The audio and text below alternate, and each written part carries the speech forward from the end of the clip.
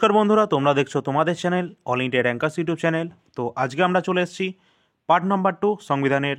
এর আগে আমরা তোমাদের পার্ট 1-এ একটা ক্লাস করিয়েছিলাম, সেখানে কিন্তু অলরেডি অনেক ছাত্রছাত্রী সেটা কিন্তু অনেক ভালো রেসপন্স করেছে।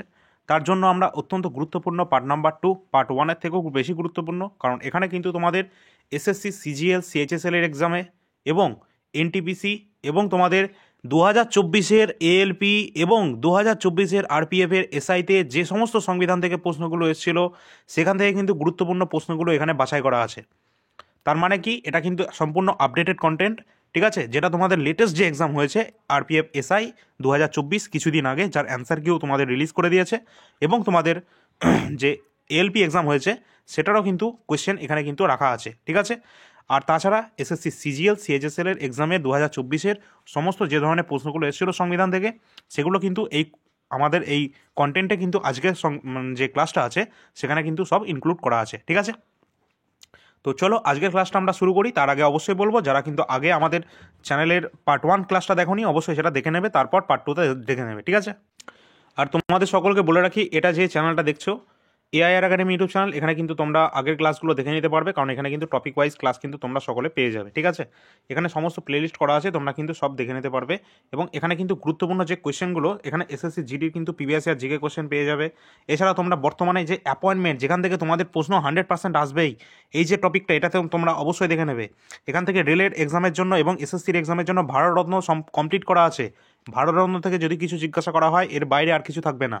তো এই সমস্ত টপিক ওয়াইজ ক্লাসগুলো কিন্তু এখান থেকে দেখে নেবে, ঠিক আছে।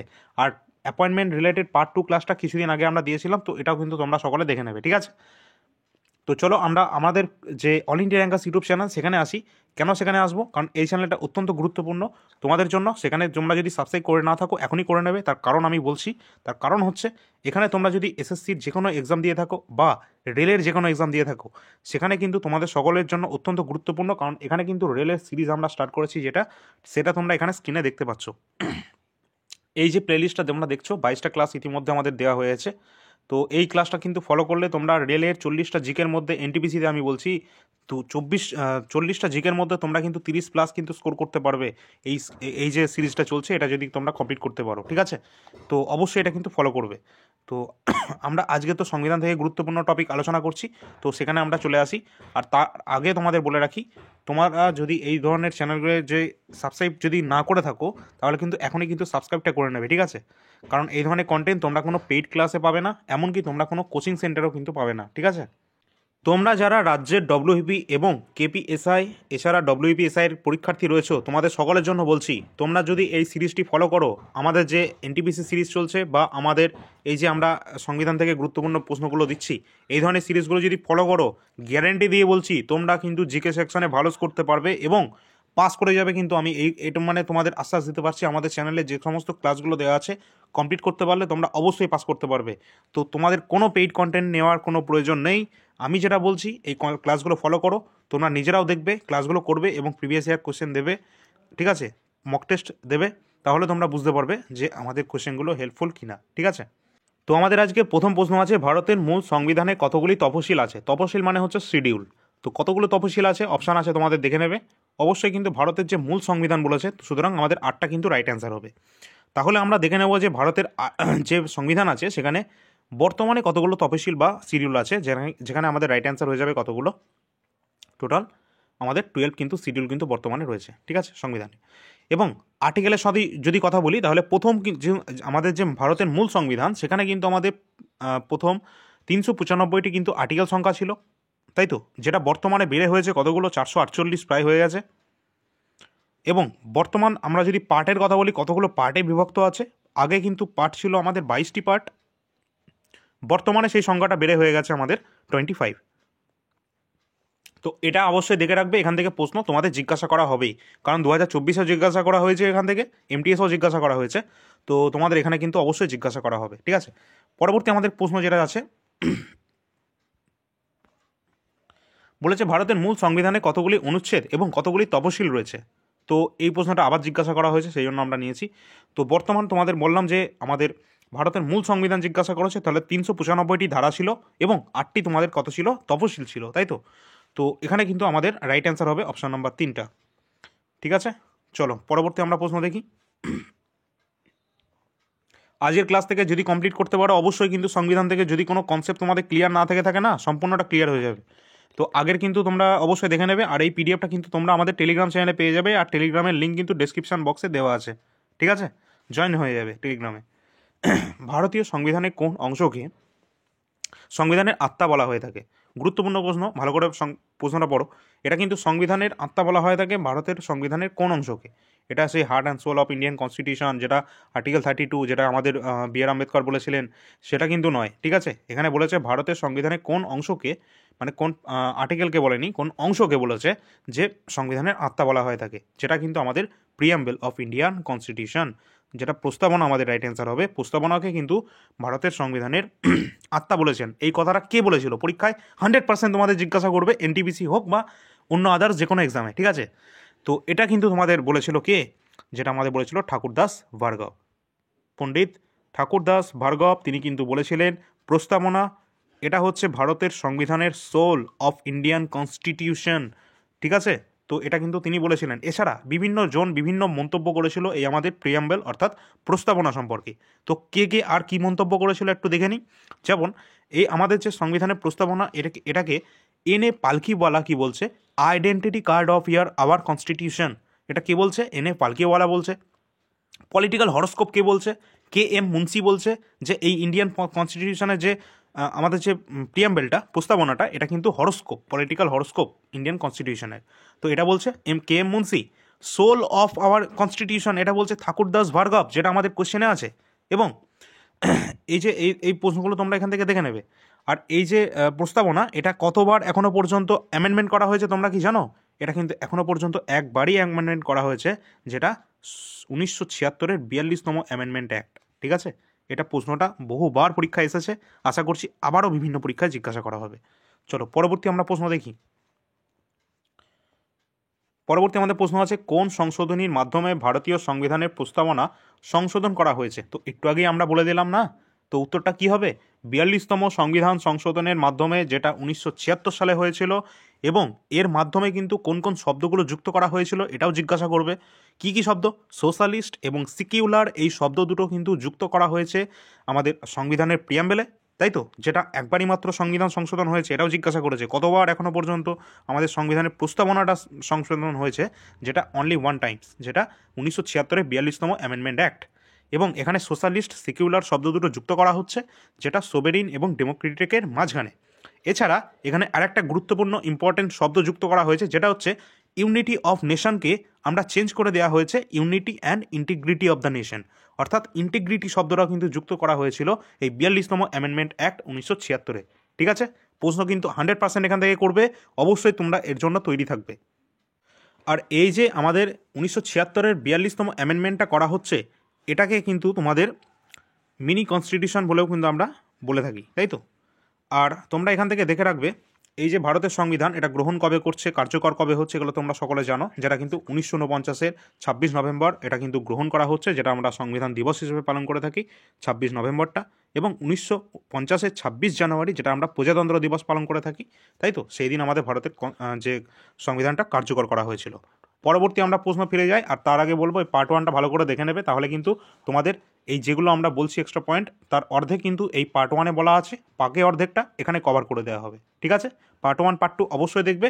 পরবর্তীতে আমরা অন্যান্য সিরিজে এক্সট্রা যে সমস্ত আপডেটেড কোশ্চেনগুলো আছে সংবিধান থেকে, সেগুলো গুরুত্বপূর্ণ প্রশ্নগুলো আরও যদি থাকে, আমি এখনও পর্যন্ত দেখছিলাম সিএইচএসএল এর কোশ্চেনগুলো তোমাদের ইনক্লুড করেছি, এবং সিজিএল এক্সামের যে কোশ্চেনগুলো আছে সেগুলো ইনক্লুড করেছি। আরও পরবর্তী যে সমস্ত সিপিও আছে 2024-এর, এমটিএস আছে, জিডি আছে, এই সমস্ত মানে কনস্টেবলের যে সমস্ত এক্সাম আছে, সব কিছু তোমাদের এখানে কিন্তু ইনক্লুড করে দেওয়া হবে। আর আজকের ক্লাসটা বিশেষ করে তোমাদের আরপিএফের যে এসআই হয়েছে, এলপি হয়েছে, আর সিজিএল সিএইচএসএল হয়েছে, সেখানে থেকে কিন্তু এখানে নেওয়া হয়েছে। আমাদের পরবর্তী প্রশ্ন আছে, ভারতের সংবিধানে কোন ধারাকে নাগরিকত্ব প্রদান করছে? গুরুত্বপূর্ণ একটা প্রশ্ন। কি বলছে? নাগরিকত্ব। আচ্ছা, এই যে নাগরিকত্ব, এটা কিন্তু কোন ধরনের নাগরিকত্ব সেটা জানতে চাইছে। ভারতের নাগরিকত্ব, তোমরা কি জানো যে ভারতের নাগরিকত্ব হচ্ছে একক নাগরিকত্ব, মানে সিঙ্গেল সিটিজেনশিপ। সিঙ্গেল সিটিজেনশিপ মানে হচ্ছে তোমাদের কিন্তু একটাই দেশের একটাই নাগরিক, আমাদের ভারতের নাগরিক। কেউ যদি ভারতের নাগরিক ছেড়ে দেয় তো ভালো কথা, ছেড়ে দিতেই পারে, কোনো ব্যাপার না, অনেক পদ্ধতি আছে। এবং তো দেখা গেল কেউ আমেরিকায় গেল এবং সেখানে গিয়ে সেখানকার নাগরিকত্ব গ্রহণ করলো, যদিও ওখানকার নাগরিকত্ব নাগরিকত্ব আছে। তো এই যে ওখানকার যে নাগরিকত্ব গ্রহণ করলো সঙ্গে সঙ্গে কিন্তু সে ভারতের নাগরিকত্ব থেকে বঞ্চিত হয়ে যাবে, ঠিক আছে। তার কারণ ভারতে কিন্তু একটাই মাত্র নাগরিকত্ব, অর্থাৎ সিঙ্গেল সিটিজেনশিপ। এটা কোন দেশের সংবিধান থেকে আমরা বড় করেছি তোমরা জানো, আমাদের ভারতের কনস্টিটিউশন টোটাল 10টা দেশ থেকে কিন্তু আমরা কিন্তু বড় করেছি। আর এই কোশ্চেনটা তোমাদের সম্ভবত তোমাদের এটা এলপি নাই তো তোমাদের টেকনিশিয়ান কোনো একটা এক্সামে কিন্তু এটা জিজ্ঞাসা করা হয়েছিল, ঠিক আছে, এই 2022-এর দিকেই। তো এটা তোমাদের অবশ্যই রেলে পরীক্ষায় জিজ্ঞাসা করা হয়েছিল যে ভারতের সংবিধান তো নেওয়া হয়েছে বিভিন্ন দেশ থেকে, কিন্তু কতগুলো দেশ থেকে নেওয়া হয়েছে, ঠিক আছে। 10টা কিন্তু দেশ থেকে কিন্তু নেওয়া হয়েছে, এটাও জিজ্ঞাসা করা হয়েছে। তো 10টা দেশ থেকে নেওয়া হয়েছে ভারতের সংবিধানের বিভিন্ন পার্ট, বিভিন্ন অংশ। তো এর মধ্যে থেকে নাগরিকত্ব একটা, এই নাগরিকত্বটা নেওয়া হচ্ছে আমাদের ব্রিটিশ কনস্টিটিউশন থেকে, ঠিক আছে। ব্রিটেন থেকে কিন্তু নেওয়া হচ্ছে সিঙ্গেল সিটিজেনশিপের যে ধারণা, ঠিক আছে। পরবর্তী আমরা প্রশ্ন দেখব, ভারতীয় সংবিধানের একক নাগরিকত্বের বিধান কোন দেশ থেকে আর দেখো পরবর্তী প্রশ্ন এটা আছে। তো একটু আগে বলে দিলাম আমাদের কোথা থেকে নেওয়া হয়েছে, যেটা আমাদের ব্রিটিশ অর্থাৎ ব্রিটেন থেকে নেওয়া হয়েছে, ঠিক আছে। চলো পরবর্তী আমরা প্রশ্ন দেখি, সংবিধানে কোন অনুচ্ছেদে অস্পৃশ্যতা বিলোপের কথা বলা হয়েছে। অস্পৃশ্যতা মানে হচ্ছে রাইট টু আনটাচেবিলিটি, যেটা, তাই তো, যেটা অস্পৃশ্যতার যে বিলোপের যে উল্লেখ করা হয়েছে, এটা কিন্তু আর্টিকেল আমাদের 17 অর্থাৎ আর্টিকেল 17 নম্বর আর্টিকেলে কিন্তু এটা বলা আছে। তো আমরা দেখে নেব এই যে আর্টিকেলগুলো, ভারতের সংবিধানের টোটাল কতগুলো ফান্ডামেন্টাল রাইট আছে তোমরা সকলে জানো, টোটাল 6টি কিন্তু ফান্ডামেন্টাল রাইট আছে, তাই তো। আর যে রাইট টু প্রপার্টি সেটা কিন্তু ডিলিট করে দেওয়া হয়েছে, যেটা কিন্তু বর্তমানে 300A-তে আছে। আর এই যে আমাদের ভারতের কনস্টিটিউশনের যে ফান্ডামেন্টাল রাইট আছে, এই মৌলিক অধিকারগুলো আছে, এটা কিন্তু কত নম্বর আর্টিকেলে আছে, এটা 12 থেকে 35 নম্বর আর্টিকেলের মধ্যে আছে। এবং কত নম্বর পার্টে আছে, যেটা আমরা বললাম না যে টোটাল এখন বর্তমানে 25টা পার্ট আছে, এই 25টা পার্টের পার্ট নাম্বার 3-তে কিন্তু অবস্থান করছে এই আমাদের সংবিধানের অধিকারটা, মানে মৌলিক অধিকারটা, যেটা 12 থেকে 35-এ পড়ছে। আমি ছোট্ট করে বলে দিচ্ছি, লিখছি না, যেটা হচ্ছে 14 থেকে 18-এর মধ্যে পড়ছে আমাদের সমতার অধিকার, 19 থেকে 22-এর মধ্যে পড়ছে আমাদের স্বাধীনতার অধিকার, 23-24 আমাদের হচ্ছে শোষণের বিরুদ্ধে অধিকার, 25 থেকে 28-এর মধ্যে পড়ছে আমাদের ধর্মীয় অধিকার, তাই তো, ধর্মীয় স্বাধীনতা যেটা, এবং 29-30 হচ্ছে আমাদের কালচারাল অ্যান্ড এডুকেশনাল রাইটস অর্থাৎ সংস্কৃতি এবং শিক্ষার অধিকার, ঠিক আছে। আর সব থেকে বেশি গুরুত্বপূর্ণ যেটা আর্টিকেল নাম্বার 32 থেকে 35, যেটা কিন্তু আমাদের সংবিধানের মানে হার্ট অ্যান্ড সোল বলা হয়ে থাকে আর কি। এটা কে বলেছে, এটা বি আর আম্বেদকর বলেছেন। কারণ আমাদের ভারতের সংবিধানের এই যে মৌলিক অধিকার যদি কোনো একটা লঙ্ঘিত হয় এতগুলোর মধ্যে, তো তাহলে কিন্তু আমরা ডাইরেক্ট সুপ্রিম কোর্টে চলে যেতে পারি আর্টিকেল 32 প্রয়োগের মাধ্যমে, ঠিক আছে। চলো পরবর্তী আমরা প্রশ্ন দেখব। আর এগুলো তোমরা দেখে রাখবে যে এই যে আমাদের ফান্ডামেন্টাল রাইট, এটা কোন দেশের সংবিধান থেকে নেওয়া হয়েছে, এটা কিন্তু আমেরিকার সংবিধান থেকে নেওয়া হয়েছে, ইউএসএ, ঠিক আছে। আর মৌলিক কর্তব্য, আচ্ছা তোমাদের এই যে যখন সংবিধানটা তৈরি হচ্ছিল তখন কিন্তু এই যে কর্তব্য, এই যে আমাদের কর্তব্যটা কোথা থেকে আসলো, প্রথমে বললো যে যখন আমাদের এইটা যখন তৈরি হচ্ছিল আর কি, খসড়া কমিটি যে আমাদের আমরা ভীমরাও রামজি আম্বেদকর, তিনি যখন খসড়া তৈরি করছিলেন আর কি, তখন বলছিলেন যে সরকারের এই সমস্ত দায়িত্ব, যে আমাদের যে সমস্ত নাগরিক আছে তাদেরকে কিছু ফান্ডামেন্টাল রাইট আমাদের প্রোভাইড করতে হবে। দিয়ে তখন কয়েকজন বললো আর কি, সব কিছু কি সরকারেরই, সরকার বলছে আর কি, সব কিছু কি সরকারেরই হবে, সরকারই কি সব কিছুই মানে দায়িত্ব পালন করবে, ভারতের যে সাধারণ নাগরিকরা আছে তারা কি কোনো দায়িত্ব পালন করবে না। সেই জন্য কিন্তু তৈরি হলো যেটা, সেটা হচ্ছে আমাদের কিছু ফান্ডামেন্টাল রাইট দেওয়া হলো, যেগুলো কিন্তু ভারতের সংবিধানের ফান্ডামেন্টাল রাইট, যেটা আমাদের কত নম্বর আর্টিকেলে পড়ছে, 51A-তে পড়ছে, তাই তো, যেটা কিন্তু তোমাদের পড়ছে আমাদের কর্তব্যটা কত নম্বর পড়ছে, 51-এর A-তে পড়ছে। তো এটা কিন্তু আমাদের ভারতের সংবিধানে এটা 51-এর A-তে পড়ছে। আর এখানে বলা হচ্ছে যে এই সমস্ত ভারতের নাগরিকরা তারা কিন্তু এই কর্তব্যগুলো মেনে চলবে।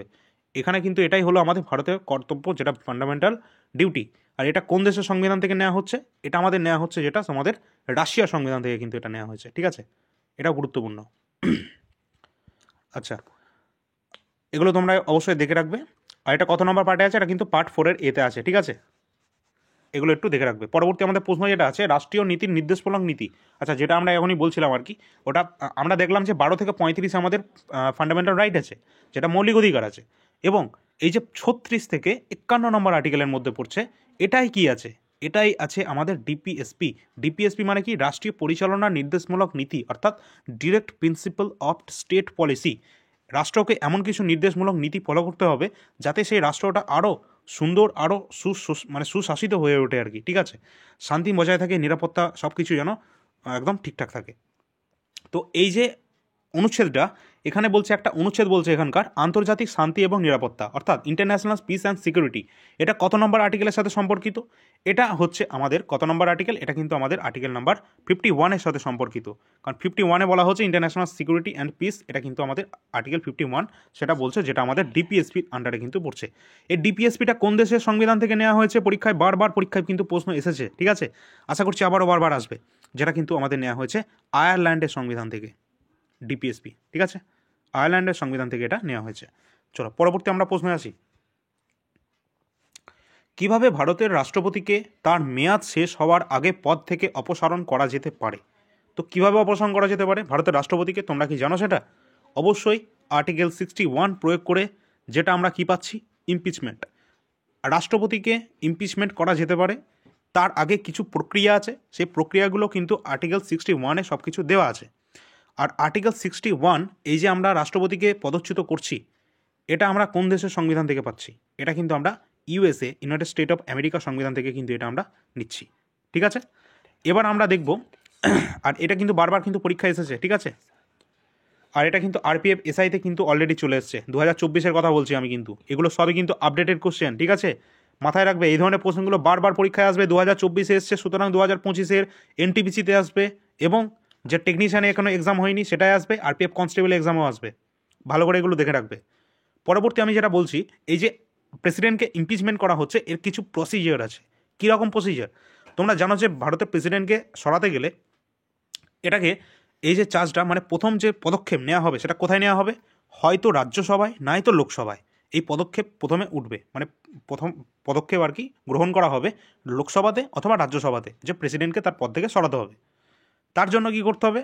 তার জন্য অ্যাটলিস্ট 1/4 মেম্বারের থেকে সাইন করাতে হবে সেই, মানে বিলটাকে, সেই মানে বিল তো নয়, সেই কাগজটাকে 1/4 মেম্বারের থেকে, সেটা রাজ্যসভা হোক বা লোকসভা, সেখানে কিন্তু এই সিঙ্গেল মেজরিটি থেকে পাস করাতে হবে সেটাকে। সেটা যদি পাস করা হয়ে যায়, তখনই কিন্তু রাষ্ট্রপতিকে 14 দিন আগে নোটিশ পাঠাতে হবে। এটাও কিন্তু পরীক্ষায় জিজ্ঞাসা করা হয়, রাষ্ট্রপতি পদচ্যুত করতে গেলে তাকে কতদিন আগে তাকে নোটিশ পাঠাতে হবে? 14 দিন আগে কিন্তু তাকে নোটিশ পাঠাতে হবে। তারপর কি হবে? তারপর সেটা কিন্তু পার্লামেন্ট ডিসাইড করবে, সেখানে একটা ইনভেস্টিগেশন কমিটি ডিসাইড হবে, সেটা কিন্তু লোকসভা বা রাজ্যসভার তরফ থেকে হবে। এবং সেখানে যেটা পাস হওয়ার পর, সেখানে যদি প্রুভ হয় যে হ্যাঁ এই ইনভেস্টিগেশনে এই তার চার্জ তার উপর মানে লাগছে, তাহলে কিন্তু সেটা পার্লামেন্টেই 2/3 যে মেজরিটি আছে, যেটাকে আমরা স্পেশাল মেজরিটি বলি, সেটার মাধ্যমে সেটা পাস করানো হবে। পাস করানো হয়ে গেলেই সেটা কিন্তু রাষ্ট্রপতি তখন ইমপিচমেন্ট সেটা প্রক্রিয়ার মধ্যে কমপ্লিট হয়ে যাবে, অর্থাৎ সেই রাষ্ট্রপতি তখন সরে যেতে হবে তাকে। পরবর্তী যেটা আছে প্রশ্ন, ভারতের রাষ্ট্রপতিকে তার পদ থেকে অপসারণের অধিকার কার আছে? তো আমি একটু আগেই বললাম যে এটা প্রথম কোথায় উঠবে? হয় সংসদে উঠবে, হয় লোকসভায়, নয়তো রাজ্যসভায়। তো এটা রাইট অ্যান্সার আমাদের কী হবে? প্রধানমন্ত্রীর কাছে, সুপ্রিম কোর্টের কাছে, সংসদের কাছে, সংসদের স্পিকারের কাছে। তো কিছুক্ষণ আগে বললাম যে হয় লোকসভায় নয় রাজ্যসভায় প্রথম পদক্ষেপ গ্রহণ করা হবে, সুতরাং সংসদ হবে আমাদের রাইট অ্যান্সার, ঠিক আছে? প্রশ্নগুলো সব কিন্তু আসা প্রশ্ন। পরবর্তী আমরা প্রশ্ন দেখব, অনুচ্ছেদ 61-এর মাধ্যমে সংসদের কোন কক্ষ দ্বারা রাষ্ট্রপতিকে ইমপিচমেন্ট শুরু করা যেতে পারে? তো 61 নম্বর সংসদের কোন কক্ষ দ্বারা? তো একটু আগে বললাম কি, যে সংসদের উভয় কক্ষ দ্বারাই কিন্তু এটা হতে পারে। সুতরাং আমাদের রাইট অ্যান্সার কী হবে? না তো লোকসভা হবে, না তো আমাদের উচ্চকক্ষ। কোনটা? উচ্চকক্ষ আমাদের হচ্ছে যেটা আমাদের রাজ্যসভা, এবং নিম্নকক্ষ হচ্ছে আমাদের লোকসভা। তো দুটোই কিন্তু নয়, সুতরাং রাইট অ্যান্সার হবে সংসদের যে কোনো কক্ষে কিন্তু আমাদের কিন্তু এটা কিন্তু প্রথম পদক্ষেপ গ্রহণ করা হতে পারে, ঠিক আছে, রাষ্ট্রপতিকে ইমপিচমেন্ট করতে গেলে। আর তোমাদের একটা কথা বলে রাখি, আচ্ছা রাজ্যসভার চেয়ারম্যান কে? রাজ্যসভার চেয়ারম্যান কে হয় তোমরা সকলে জানো হয়তো, এটা না জানলে আমি একটু বলে রাখি, যেটা কিন্তু আমাদের বর্তমান কে আছে, ভাইস প্রেসিডেন্ট, অর্থাৎ জগদীপ ধনকর। এটা কিন্তু তোমাদের আরপিএফ এসআইতে কিন্তু জিজ্ঞাসা করা হয়েছে 2024 এই প্রশ্নটা, ঠিক আছে? তোমরা মিলিয়ে নিতে পারো যদি বিশ্বাস না হয়। তো রাজ্যসভার চেয়ারম্যান কিন্তু কে রয়েছেন বর্তমানে? মানে আমাদের উপরাষ্ট্রপতি কিন্তু রাজ্যসভার কিন্তু মেম্বার হয়, ঠিক আছে? তো এখানে কিন্তু ভাইস প্রেসিডেন্ট আমাদের রাইট অ্যান্সার হবে। এই ভাইস প্রেসিডেন্টকে, সে কি রাজ্যসভার কোনো মেম্বার? না, রাজ্যসভার কোনো মেম্বার নয়, কিন্তু রাজ্যসভার চেয়ারম্যান কি করে আসছে? তার কারণ হচ্ছে আর্টিকেল 63-র মাধ্যমে আমরা জানি যে ভাইস প্রেসিডেন্ট বলে একটা পদ তৈরি হয়, ঠিক আছে? আর আর্টিকেল 64 এবং 89-এর ক্লজ নাম্বার 1 থেকে আমরা জানতে পারি যে, কি জানতে পারি? যে vice president is the x officio chairman of the Rajya Sabha, ঠিক আছে? অর্থাৎ রাজ্যসভা যে এক্স অফিসিও চেয়ারম্যান অর্থাৎ রাজ্যসভার যে চেয়ারম্যান, সে কিন্তু অলরেডি মানে যে আমাদের ভাইস প্রেসিডেন্ট পদে নিযুক্ত হয় সে কিন্তু অলরেডি রাজ্যসভার চেয়ারম্যান হয়ে যায়, ঠিক আছে, অর্থাৎ x officio chairman of Rajya Sabha, ঠিক আছে। আর এই কোশ্চেনটাই কিন্তু তোমাদের সেম টু সেম তোমাদের ইউপিএসসি এনডিএতেও জিজ্ঞাসা করা হয়েছিল, ঠিক আছে। তো এই কোশ্চেনগুলো কখনোই হালকাভাবে নিও না। আর আমরা যে ক্লাসগুলো করাচ্ছি না, এই ধরনের কন্টেন্ট তোমরা যদি কোথাও পাও পশ্চিমবঙ্গের কোথাও, তাহলে তোমরা আমাদের জানিয়ে দেবে। আর তোমরা যদি রেলে পরীক্ষার্থী হয়ে থাকো, অবশ্যই কিন্তু এনটিপিসি পিবিএসসি আর জিকে কোশ্চেন, যেটা আমাদের অল ইন্ডিয়া র্যাঙ্কার্স ইউটিউব চ্যানেলে করানো হচ্ছে, যেখানে তোমরা ক্লাসটা দেখছো এখন, তো অবশ্যই সেখানে যাবে, প্লে লিস্টটা চেক করে নেবে। সম্পূর্ণ 133টা শিফট, যেটা 2020-21 হয়েছিল, ঠিক আছে। এখানে 5000+ জিকে কোশ্চেন আছে সম্পূর্ণ বাংলা ভাষাতে। তো তোমরা যদি সম্পূর্ণ পিডিএফটা বাই করতে চাও, ডিসক্রিপশনে নাম্বার দেওয়া আছে, ওই নাম্বারে তোমরা হোয়াটসঅ্যাপের মাধ্যমে যোগাযোগ করে নেবে, ঠিক আছে। আর যদি কারেন্ট অ্যাফেয়ার্সও নিতে চাও, তাহলে কিন্তু যোগাযোগ করে নেবে, কারণ জানুয়ারি থেকে ডিসেম্বর পর্যন্ত সম্পূর্ণ যে কারেন্ট অ্যাফেয়ার্স, সেটা কিন্তু আমাদের থেকে নিতে পারবে, যেটা 51 টাকাতে, ঠিক আছে। তো এটা কিন্তু ডিসেম্বর 2024-এর পর কিন্তু এটার দাম কিন্তু বেড়ে যাবে, ঠিক আছে। আগে থেকে বলে দিলাম, আমাদের টিম কিন্তু সেটা ডিসাইড করেছে। তো আমার টিম কিন্তু আমার নিজের কথা শোনে না, তোমাদের এর আগেও বলেছি। তো চেষ্টা করবে তোমরা ডিসেম্বরের মধ্যে নিয়ে নেওয়া, ঠিক আছে। তো আমি সেটা বলছি যে এই সলিউশনটা কিন্তু অত্যন্ত গুরুত্বপূর্ণ। তার কারণ হচ্ছে এখানে কিন্তু এক্সট্রা ডিটেলসের সাথে সলিউশন করে দেওয়া হচ্ছে। অবশ্যই কিন্তু প্লে লিস্টটা কিন্তু চেক আউট করে নেবে। যারা নিয়েছে অলরেডি তারা কিন্তু এটা প্রিন্ট করে পড়ছে, এটা কিন্তু প্রিন্টও করতে পারবে, ঠিক আছে। আর এখানে 300+ কিন্তু পেজ সংখ্যা রয়েছে, এটাও বলে দিলাম তোমাদের। তো যারা যারা তোমরা নেওয়ার কথা ভাবছো, অবশ্যই আগে ক্লাসটা দেখো, ক্লাস দেখার পর তারপরে তোমরা নেবে, ঠিক আছে। পরবর্তী আমাদের প্রশ্ন আছে, এটা ভারতের রাষ্ট্রপতি কার কাছে তার পদত্যাগপত্র পেশ করে থাকেন? তোমরা সকলে জানো সেটা। ভারতের রাষ্ট্রপতি উপরাষ্ট্রপতির কাছে অবশ্যই তার পদত্যাগপত্র পেশ করবে, এবং ভাইস প্রেসিডেন্ট আবার প্রেসিডেন্টের কাছে, তাই তো। তো সেটাই হয়ে থাকে, তো সেটাই হবে আমাদের রাইট অ্যান্সার। পরবর্তী আমাদের প্রশ্ন যেটা আছে, কেন্দ্রীয় সরকারের প্রধানকে, কেন্দ্রীয় সরকারের প্রধানকে অপশানগুলো কী আছে আমাদের দেখে নাও।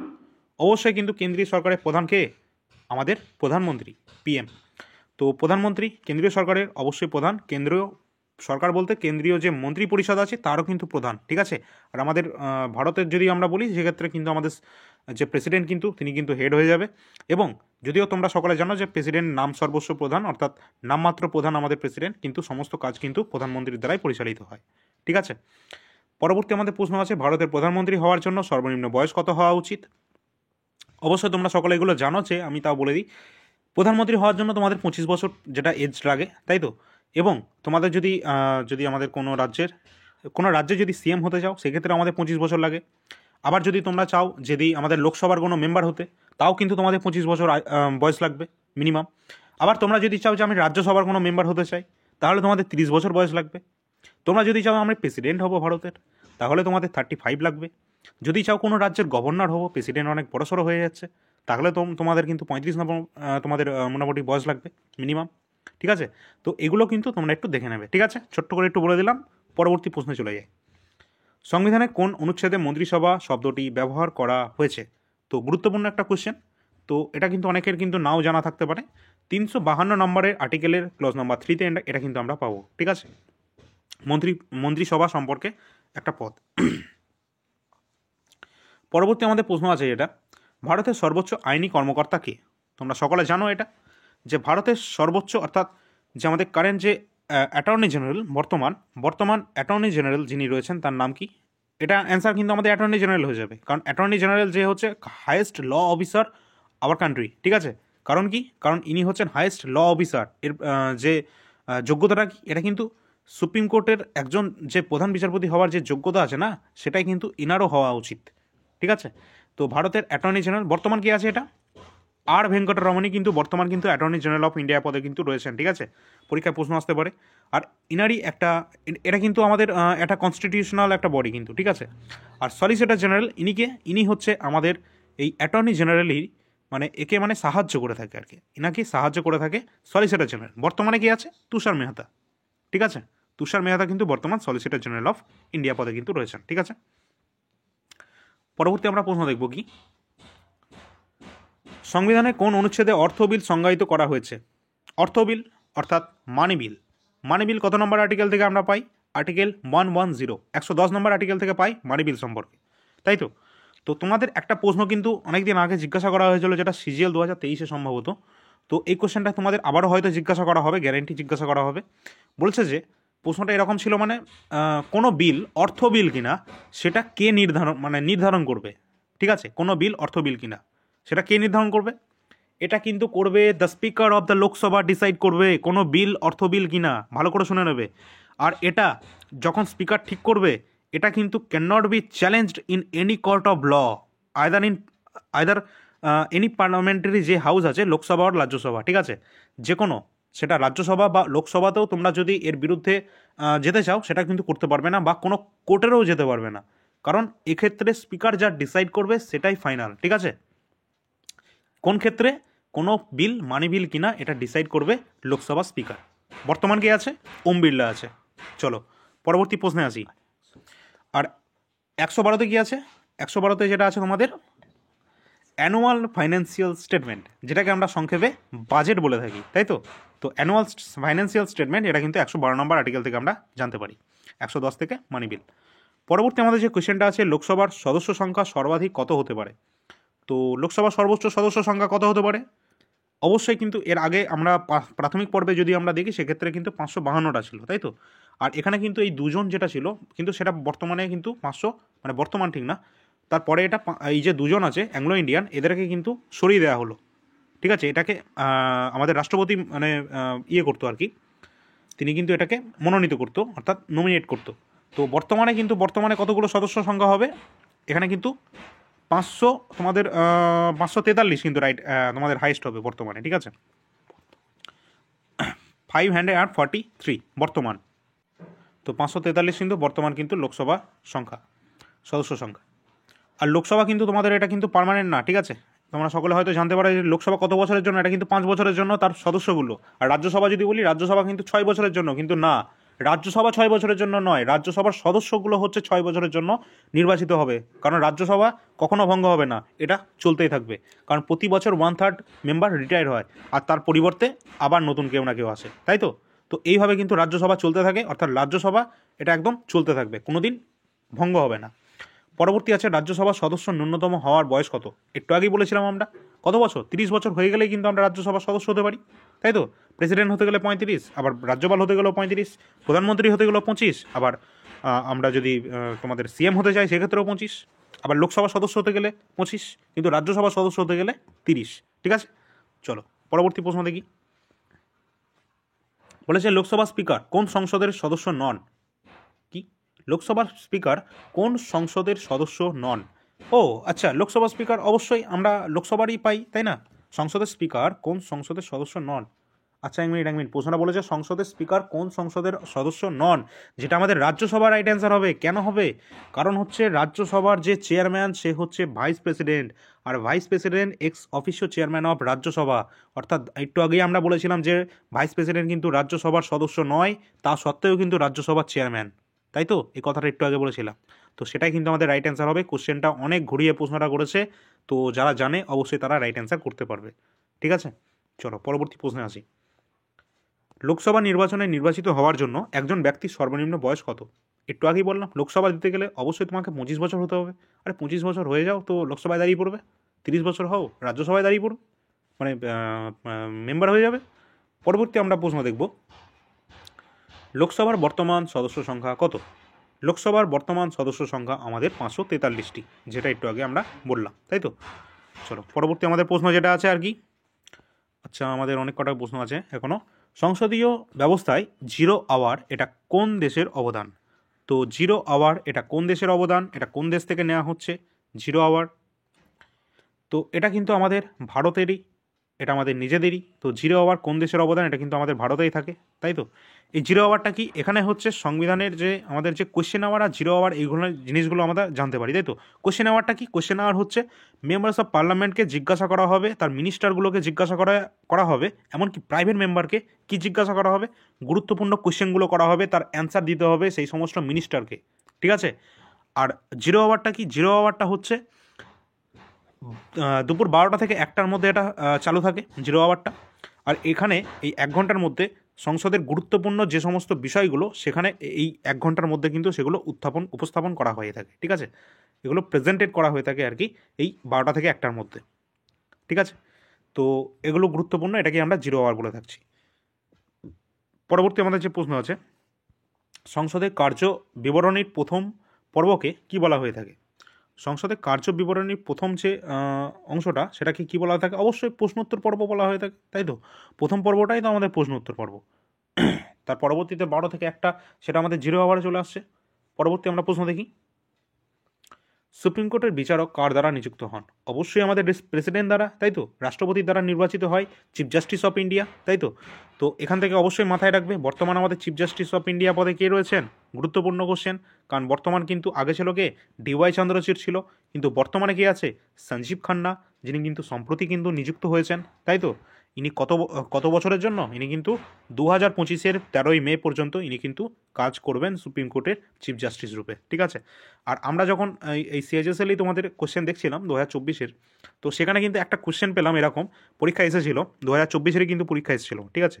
পরীক্ষার এরকম কোশ্চেন ছিল যে সুপ্রিম কোর্টের বিচারপতিদের যে বর্তমান সদস্য সংখ্যা সেটা কত, অর্থাৎ বর্তমান সদস্য সংখ্যা কত সেটা কিন্তু আমাদের 33, আর এখানে কিন্তু 34 জন কিন্তু সদস্য হতে, অর্থাৎ জাজ থাকতে পারে আর কি, ঠিক আছে? তার কারণ 33 জন সাধারণ বিচারপতি এবং প্রধান বিচারপতি সহ টোটাল 34 জন জাজ কিন্তু থাকে সুপ্রিম কোর্টে। এটা কিন্তু পরীক্ষায় এসেছিল, ঠিক আছে? তো প্রশ্নগুলো অবশ্যই দেখে রাখবে। পরবর্তী প্রশ্ন আছে, গণপরিষদের স্থায়ী সভাপতি হিসাবে কে নির্বাচিত হন? অবশ্যই কে? গণপরিষদের প্রথম স্থায়ী সভাপতি হলে আমাদের রাজেন্দ্র প্রসাদ, গণপরিষদের প্রথম অস্থায়ী সভাপতি হয়ে যাবে আমাদের সচ্চিদানন্দ সিনহা, এবং গণপরিষদের প্রথম সভাপতি যদি আমরা বলি তাহলেও কিন্তু অ্যান্সার হয়ে যাবে সচ্চিদানন্দ সিনহা, ঠিক আছে? যিনি কিন্তু 9 তারিখে কার্যভার গ্রহণ করছেন, আর ঠিক পরবর্তী 2 দিন পরই 11 তারিখে ডক্টর রাজেন্দ্র প্রসাদ কিন্তু স্থায়ী প্রেসিডেন্ট পদে নির্বাচিত হচ্ছেন, ঠিক আছে? তো এগুলো একটু গুরুত্বপূর্ণ, এগুলো একটু দেখে রাখবে। নেক্সট আমাদের যে কোয়েশ্চেনটা আছে, ভারতের সংবিধানের তৈরির সময় গণপরিষদ কটি অধিবেশন অনুষ্ঠিত হয়েছিল? অত্যন্ত গুরুত্বপূর্ণ এটা। টোটাল কিন্তু 11টা কিন্তু গণপরিষদের, অর্থাৎ আমাদের কনস্টিটিউয়েন্ট অ্যাসেম্বলির 11টা সেশন হয়েছিল। এটা কত দিন ধরে হয়েছিল এটাও পরীক্ষায় আসে, যেটা কিন্তু 165 ডেজে কিন্তু এটা হয়েছিল, ঠিক আছে? এটা কিন্তু 165 ডেজে কিন্তু এটা হয়েছিল আমাদের ড্রাফটটা তৈরি করতে। এটা কিন্তু 11টা সেশন কমপ্লিট হয়েছিল, ঠিক আছে? আর এখান থেকে এটাও জিজ্ঞাসা করা হয় যে লাস্ট সেশন এটা আমাদের কত সালে হয়েছিল, যেটা কিন্তু 26 আমাদের নভেম্বর, ঠিক আছে? 26 নভেম্বর 1949 কিন্তু গণপরিষদের লাস্ট সেশন হয়েছিল, যেটা 24 থেকে 26 তারিখের মধ্যে হয়েছিল 1949-এ, ঠিক আছে? তো এটা অবশ্যই জিজ্ঞাসা করা হবে যেহেতু এটা লাস্ট সেশন, তো এই পর্যন্ত এগুলো একটু দেখে রাখবে। আর এই যে 26 নভেম্বর দিনটা 1949-এর, এই দিনটা আমরা সংবিধান যেহেতু গ্রহণ করেছিলাম তাই জন্য এটাকে আমরা সংবিধান দিবস হিসাবে কিন্তু এটা পালন করে থাকি। আর 26 জানুয়ারি আমাদের সংবিধান কার্যকর হচ্ছে, যেটা তোমরা জানো। পরবর্তী আমরা প্রশ্ন যেটা দেখব, গণপরিষদের সাংবিধানিক উপদেষ্টা কে ছিলেন? গুরুত্বপূর্ণ প্রশ্ন। সংবিধানের যে আমাদের বিভিন্ন সদস্য ছিল, তো তার মধ্যে একজন গুরুত্বপূর্ণ ছিল যিনি কিন্তু আমাদের রাইট অ্যান্সার হয়ে যাবে BN রাও, যিনি কিন্তু আমাদের সংবিধানের উপদেষ্টা ছিলেন, অর্থাৎ বেনেগাল নরসিমা রাও, তিনি কিন্তু আমাদের যে ল অ্যাডভাইজারি ছিলেন, উপদেষ্টা ছিলেন সাংবিধানিক, ঠিক আছে? অত্যন্ত গুরুত্বপূর্ণ, সেটা কিন্তু আমাদের রাইট অ্যান্সার হবে। পরবর্তী আমাদের প্রশ্ন যেটা আছে, সংবিধানের কবে গৃহীত হয়েছিল? এই কোশ্চেনটা তোমরা অবশ্যই কমেন্ট সেকশানে অ্যান্সারটা দেবে। আমরা একটু আগেই এটা কিন্তু অ্যান্সার করে দিয়েছি, ঠিক আছে? তো এগুলো কিন্তু অবশ্যই তোমরা করে রাখবে। কমেন্ট সেকশানে অ্যান্সারটা দেবে। যদি ভালো লাগে অবশ্যই একটা লাইক করে দেবে, শেয়ার করে দেবে তোমাদের সকল বন্ধুদের সাথে, এবং যদি চ্যানেলে নতুন হয়ে থাকো এখনই সাবস্ক্রাইবটা করে রাখো, ঠিক আছে? তো পরবর্তী ক্লাস নিয়ে আসছি এই ইউটিউব চ্যানেল এবং অল ইন্ডিয়া র্যাঙ্কার্স এবং AIR একাডেমি ইউটিউব চ্যানেল, ঠিক আছে? তো এই 30-এর মধ্যে কতগুলো অ্যান্সার হলো অবশ্যই সেটা তোমরা জানাতে ভুলো না। আর তোমাদের একটা গুরুত্বপূর্ণ একটা তোমাদের কারেন্ট টপিক থেকে একটা বলে রাখি, এই সংবিধানেরই একটা কারেন্টের টপিক, যেটা বর্তমানে কিন্তু খুবই চর্চিত বিষয় চলছে, ওয়ান নেশন ওয়ান ইলেকশন। কি বললাম? One nation one election Modi সরকারের একটা নতুন স্কিম আনতে চলেছে, যেটা কিন্তু সংসদে পেশ করা হয়েছিল মঙ্গলবার, গত মঙ্গলবারই, এই যে মঙ্গলবার চলে গেল, তো এই মঙ্গলবারই কিন্তু এই সংসদে কিন্তু পেশ করা হয়েছিল ওয়ান নেশন ওয়ান ইলেকশন যে বিল পেশ করা হয়েছিল। বিল কিন্তু, আমি কি বললাম, বিল কিন্তু এখনও অ্যাক্টে পরিণত হয়নি, এটা হবে, এটা কিন্তু চলছে। তো লোকসভায় যখন পেশ করা হলো, এখানে কিন্তু তোমরা জানো যে কোনো বিলকে এক পরিণত করতে গেলে স্পেশাল মেজরিটি থেকে কিন্তু সেটাকে পাস করাতে হয়, অর্থাৎ সংসদের 2/3 মেম্বার সেটাকে যদি সাইন করে দেয় তাহলে কিন্তু সেই বিলটা অ্যাক্টে পরিণত হতে বাধ্য হয়, তাই তো? তো এক্ষেত্রে কিন্তু সেটা কিন্তু দেখা যাচ্ছে হয়নি। কারণ কি? সংসদের যে বর্তমানে যে আমরা যদি দেখি যে লোকসভায় এটা যখন মঙ্গলবারে পেশ করা হয়েছিল, সেক্ষেত্রে কিন্তু এর পক্ষে, এই বিলের পক্ষে রায় দিয়েছিল, অর্থাৎ সাইন করেছিল 269 জন। আর এই প্রথমবার কিন্তু এটা ডিজিটাল ফর্মে হলো, ঠিক আছে? সংসদে এই প্রথমবার এই বিলটা, এটাও মনে রাখবে, ঠিক আছে, আসতেই পারে পরীক্ষায়। তো লোকসভায় কিন্তু এই যে পক্ষে 269 জন কিন্তু এখানে পক্ষে রায় দিয়েছে এবং বিপক্ষে 198 জন কিন্তু এখানে রায় দিয়েছিল, ঠিক আছে। আর এটাকে পাস করাতে গেলে 2/3 অফ দ্য টোটাল মেজরিটি থেকে এটাকে কিন্তু পাস করাতে হবে। তাহলে যদি আমরা দেখি যে 2/3 কত হচ্ছে, এটা কিন্তু 362 জনের মাধ্যমে এটা যদি 362 জন যদি এটা সাইন করতো তাহলে কিন্তু এই বিলটা অ্যাক্টে পরিণত হতো, ঠিক আছে। কিন্তু এটা বর্তমানে অ্যাক্টে পরিণত হয়নি, কারণ এটা 2/3 যে আমাদের মেম্বারশিপ সেটা কিন্তু এরা সাইন করেনি বিলটা। তো এটা কততম অ্যামেন্ডমেন্ট চলছে, এটা কিন্তু 129তম অ্যামেন্ডমেন্ট বিল, ঠিক আছে। যদি এটা হতো, এটা 129তম অ্যামেন্ডমেন্ট বিল হতো। এখনও জানি না কী হবে, সেটা পরবর্তীতে আরও আলোচনা হবে সংসদে। তো এই যে অধিবেশন, আচ্ছা এই অধিবেশনটা কোন অধিবেশন, এটা কিন্তু শীতকালীন অধিবেশন, মাথায় রাখবে, এটাও জিজ্ঞাসা করা হতে পারে। শীতকালীন অধিবেশনে কিন্তু এটা চলছে এখন বর্তমান। সংসদের 3টে অধিবেশন হয়ে থাকে, তোমরা জানো সেটা। কী কী অধিবেশন হয়ে থাকে সংসদের? 3টে অধিবেশন হয়ে থাকে, সেটা কোন কোনগুলো? একটা হচ্ছে বাজেট অধিবেশন, একটা মনসুন সেশন, একটা হচ্ছে উইন্টার সেশন। বর্তমান যেটা চলছে সেটা হচ্ছে উইন্টার সেশন। পরীক্ষায় এটাও জিজ্ঞাসা করা হয় যে দুটো সেশনের মধ্যে সর্বনিম্ন কত গ্যাপ থাকতে পারে, সেটা কিন্তু 6 মাসের গ্যাপ থাকতে পারে, ঠিক আছে। 6 মাসের বেশি কিন্তু গ্যাপ হয় না, হ্যাঁ। আচ্ছা, পরবর্তী আমরা যদি দেখি, এখানে কিন্তু এই যে বিলটা, এর আগে কিন্তু একটা বিল হয়েছিল যেটা 128তম বিল ছিল। সেটা কি ছিল? সেটা কিন্তু ওমেন্স রিজার্ভেশন বিল। এটাও কিন্তু পরীক্ষায় বারবার জিজ্ঞাসা করা হয়েছে। এটা কিন্তু বিভিন্ন 2024-এরই তোমাদের CGL CHSL এক্সামে কিন্তু চলে এসছে, যেটা ওমেন্স রিজার্ভেশন বিল 1/3। তোমরা জানো তো যে ওমেন্সদের যে 1/3 সংরক্ষণ দেওয়া হয়েছিল, এটাও জিজ্ঞাসা করেছে কত সংরক্ষণ, 1/3, ঠিক আছে।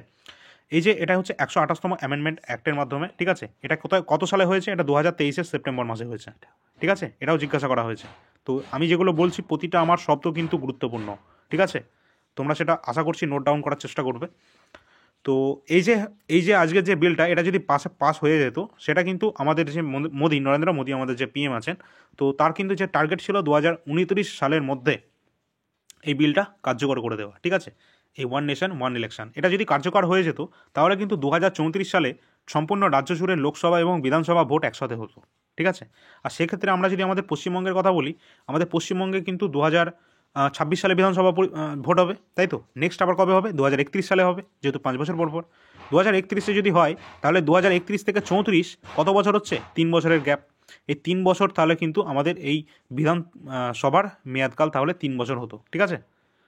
তো এটা খুবই কম পিরিয়ড হতো, কারণ 2034 থেকে তো লোকসভা আর বিধানসভা একসাথে ভোট হতো, ঠিক আছে। তো এরকম কিছু একটা সম্ভাবনা আর কি হতো। তো যাই হোক, এখনও পর্যন্ত দেখা যাক সেটা কী হয়, চর্চিত বিষয় এখন সেটা। তো সংসদে এখন সেটা আলোচনা চলবে। তো আমরা আমাদের পরবর্তী ক্লাস নিয়ে, পরবর্তী টপিক নিয়ে আমরা চলে আসবো, ঠিক আছে। পরবর্তী আমরা NTPC তোমাদের পরবর্তী শিফট নিয়ে আলোচনা করে দেবো পরবর্তী ক্লাসে। তো আশা করছি তোমাদের ভালো লেগেছে। যদি ভালো লেগে থাকে অবশ্যই একটা লাইক করে দেবে। যদি কোনো কোশ্চেনে তোমাদের কনফিউশন থাকে অবশ্যই সেটা কমেন্ট সেকশনে কমেন্ট করে দেবে, অ্যান্সার তোমরা অবশ্যই পেয়ে যাবে, ঠিক আছে। আর যদি এই সম্পূর্ণ PDFটা পাও তাহলে অবশ্যই টেলিগ্রাম চ্যানেলে যুক্ত হয়ে যাবে। টেলিগ্রামের লিঙ্ক ডেসক্রিপশনে দেওয়া আছে, সেখানে কিন্তু PDF শেয়ার করা হয়ে থাকে। এছাড়া অত্যন্ত গুরুত্বপূর্ণ নোটিফিকেশন সব কিছু কিন্তু তোমরা টেলিগ্রাম চ্যানেলে কিন্তু পেয়ে যাবে, ঠিক আছে। কারেন্ট অ্যাফেয়ার্স 2024 তোমরা যদি নিতে চাও, সেটা কিন্তু আমাদের CGL 2024, CGL, CHSL, CPO, MTSA, ঠিক আছে। এমনকি তোমাদের ALP 2024, RPF 2024-এর যে এক্সাম হলো SI, সেখানে কিন্তু আমরা কারেন্ট অ্যাফেয়ার্স কমন দিয়েছি। সুতরাং তোমরা অবশ্যই নিতে পারো। এটা সম্পূর্ণ দাম আছে আমাদের 51, ঠিক আছে। আর যারা NTPC তোমরা নেবে ভাবছো, অবশ্যই NTPC PBIC আর GK কোশ্চেন তোমরা কিন্তু নিতে পারো। ডিসক্রিপশানে নাম্বার দেওয়া আছে, অবশ্যই আমি নাম্বারটা লিখেও দিচ্ছি, এই নাম্বারে তোমরা যোগাযোগ করে নেবে হোয়াটসঅ্যাপের মাধ্যমে। যারা নেবে 133টা শিফট হবে, সেখানে কিন্তু 5 প্লাস GK কোশ্চেন থাকবে বেঙ্গলি ভার্সানে, তা আবার 1 লাইনার ফরম্যাট। তোমরা কিন্তু সকলে সেটা প্রিন্টও করতে পারবে, 300 প্লাস কিন্তু পেজ সংখ্যা হয়ে যাবে, ঠিক আছে। তো সব কিছু তোমরা দেখে নেবে, আগে তোমরা ক্লাসও দেখে নেবে, তারপর তোমরা PDF বাই করতে পারো। তো থ্যাংক ইউ, পরবর্তী ক্লাসে আমরা ফিরে আসছি, ধন্যবাদ। আর তার আগে বলবো তোমরা কিন্তু AIR একাডেমি চ্যানেলটা ফলো করে রাখবে, সেখানে কিন্তু টপিক ওয়াইজ ক্লাস কিন্তু পেয়ে যাবে। আর এই কোশ্চেনের অ্যান্সারটা অবশ্যই কমেন্ট সেকশনে কমেন্ট করে জানিয়ে দেবে। চলো পরবর্তী ক্লাসে আসছি।